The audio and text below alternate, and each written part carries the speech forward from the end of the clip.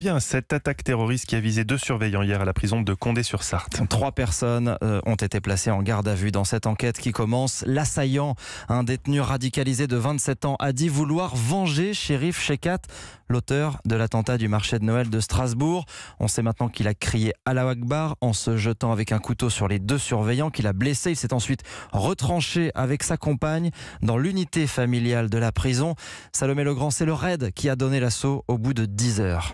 Oui, quand les forces spécialisées arrivent, la scène est figée. Le détenu et sa compagne se trouvent dans l'unité de vie familiale, mais ils ont des voisins. Un autre couple dont l'homme est aussi soupçonné de radicalisation.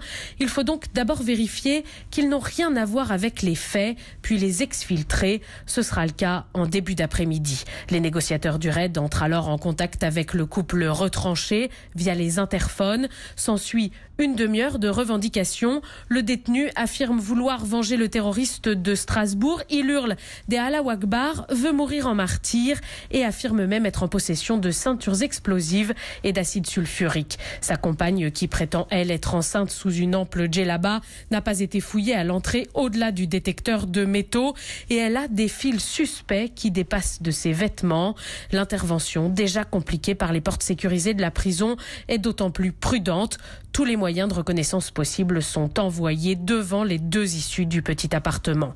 D'après nos informations, les équipes qui ont retrouvé le couple finalement replié dans la minuscule salle de bain ont été frappées, je cite, par leur furieuse détermination. Même les messages de leurs proches n'ont eu aucun effet. Salomé Legrand, et l'assaillant a été blessé pendant l'assaut. Il est maintenant hospitalisé. Sa compagne, elle, a été tuée. Ce matin, le personnel pénitentiaire prévoit de se mobiliser, notamment à la prison de Fleury-Mérogis.